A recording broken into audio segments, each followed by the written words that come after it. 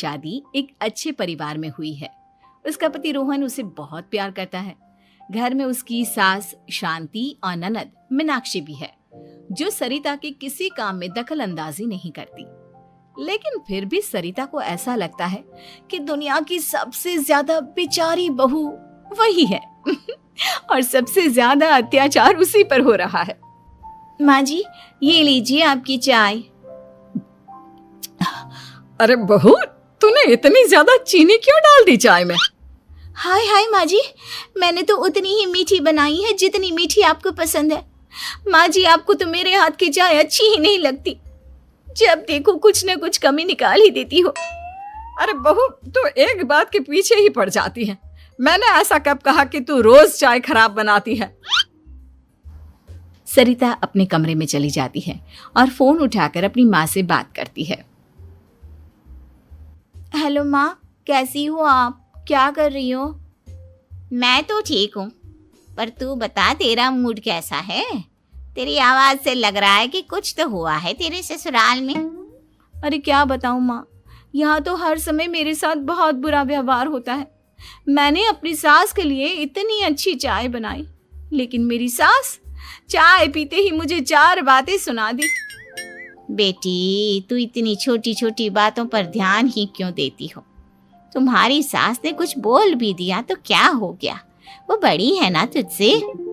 माँ ने इतना समझाया, लेकिन इस बात का सरिता पर कोई असर नहीं हुआ। अपनी बेचारी बहू की छवि वो बदलना ही नहीं चाहती। अगली सुबह सब नाश्ते की टेबल पर बैठकर नाश्ता कर रहे थे, तभी सरिता ने अपने पति से कहा, सुनिए जी, मुझे ना आज बाजार से कुछ सामान लेकर आना है। आज आप ऑफिस से आने के बाद मुझे लेकर चलना ना। भाभी, मुझे भी कुछ किताबें खरीदनी है। आप दोनों जा ही रहे हो तो मेरी किताबें भी ले आना। लो, अभी तो बात ही की है बाजार जाने की, तो एक फरमाइश आ गई। माँ जी, आप भी बता दो कुछ, और हाँ, मोहल्ले वालों से भी बोल दो अगर वो कुछ मंगवाना चाहते हो तो। बेचारी मीनाक्षी अपना सा मुंह लेकर रह गई। ये सब देखकर रोहन से चुप नहीं रह गया और वो गुस्से में बोला, सरिता, क्या हो गया है तुम्हें? मीनाक्षी ने तो सिर्फ किताबों के लिए बोला है। तुम्हें मीनाक्षी से इस तरह से बात नहीं करनी चाहिए। माफी मांगो उससे अभी। क्या? मैं माफी मांगू? दिन भर आपके घर के काम करूं मैं, आपकी और आपके घर वालों की बातें सुनूं मैं, और अब माफी भी मैं मांगू? ऐसा कभी नहीं हो सकता। ये बोलकर सरिता वहां से चली जाती है। एक दिन उनकी पड़ोसन घर आती है। अरे सरिता, क्या कर रही है? और क्या करूंगी भाभी जी, बस घर का काम ही कर रही हूँ। आप बताओ कैसे आना हुआ? अरे मैं तो तुम्हारा हालचाल पूछने आई थी, लेकिन तुम तो बिजी लग रही हो। कोई बात नहीं, मैं बाद में आ जाऊंगी।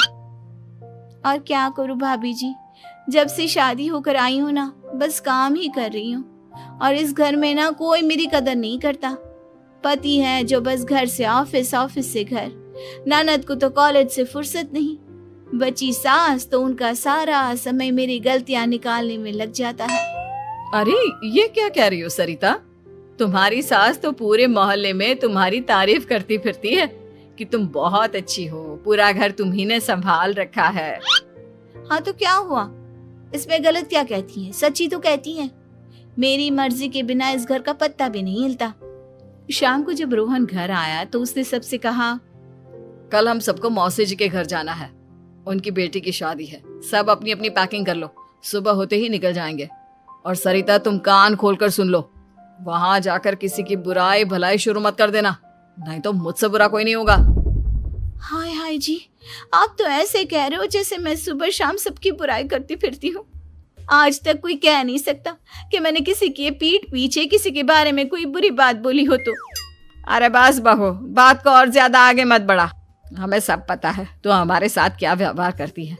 ये बात घर तक रखना, शादी में किसी को कुछ मत बोलना, नहीं तो सब कहेंगे कि शांति की बहू कितना बोलती है। हाँ हाँ, सब कुछ तो मैं ही बोलती हूँ ना। आप लोग तो हर समय फूलों की बारिश करते रहते हो मेरे ऊपर।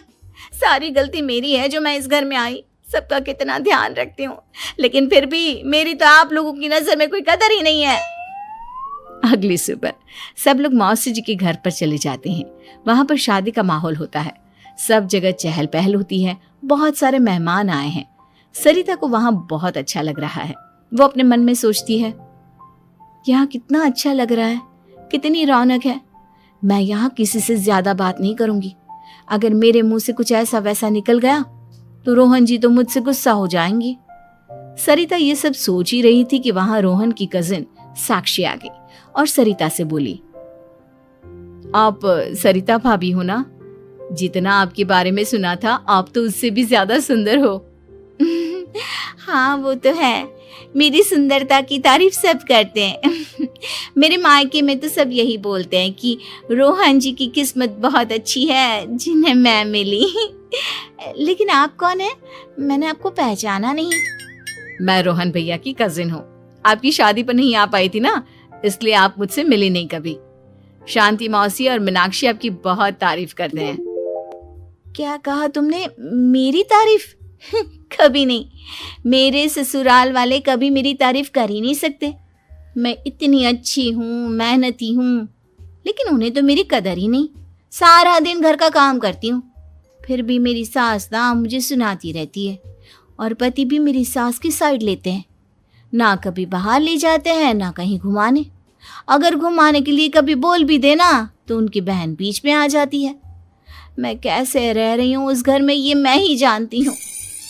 सरिता की ये बातें सुनकर साक्षी को बड़ी हैरानी हुई। अब वो हर किसी के सामने अपनी बड़ाई और ससुराल वालों की बुराई करने लगी। रोहन और शांति को सरिता पर बहुत गुस्सा आया, लेकिन वो चुप रहे। अगले दिन जब वो अपने घर पर आए, सरिता, तुमने क्यों सबके सामने मेरी इज्जत का तमाशा बनाया? तुमसे बोला था ना कि चुप रहना। अजी ऐसा भी क्या कह दिया मैंने जो इतना भड़क रहे हो? तुम जहां जाती हो अपना रोना शुरू कर देती हो, कभी किसी दूसरे की बात ही नहीं सुनती, बस अपनी कहती रहती हो। तुमने सबके सामने हमारा तमाशा बनाकर रख दिया है। हे भगवान, मुझे अपने पास बुला ले। जिस घर में मेरी कदर ही नहीं, उस घर में मेरा क्या काम? अरे क्या करूंगी मैं यहाँ रहकर? जो भी आता है मुझे सुनाकर चला जाता है। मैं तो किसी से कुछ नहीं कहती। सीधी सादी बहू मिल गई है ना सबको, तो जो जी में आए वो करो। सरिता ने अपने आगे किसी को कुछ बोलने ही नहीं दिया, और उस दिन भी उसने सबके सामने खुद को बेचारी बना ही दिया। अगले दिन मीनाक्षी कॉलेज के लिए लेट हो रही थी, इसलिए वो हर काम जल्दी जल्दी कर रही थी। अपना नाश्ता लेने किचन में गई और पतीले में रखे गरम दूध को गिलास में डालने लगी। दूध का पतीला उसके हाथ से छूट गया और गरम गरम दूध उसके हाथ पर गिर गया। ओए माँ, हाय मेरा हाथ, माँ मेरा हाथ जल गया। मीनाक्षी की आवाज सुनकर सरिता दौड़ती हुई आई। ये क्या किया तुमने? तुम्हें नाश्ता चाहिए था तो मुझसे बोल देती, मैं क्या मना करती थी? अब पता नहीं कितने दिन की मुसीबत पाल ली तुमने। सरिता मीनाक्षी को उसके कमरे में ले गई और उसका बहुत ख्याल रखा। उसका इस तरह से ख्याल रखना शांति और रोहन को थोड़ा अजीब लगा। माँ, सरिता के दिमाग का भी कुछ पता नहीं। कल शादी में सबको इतना कुछ बोल कर आई है हमारे बारे में, और अब मीनाक्षी की कितनी अच्छी देखभाल कर रही है।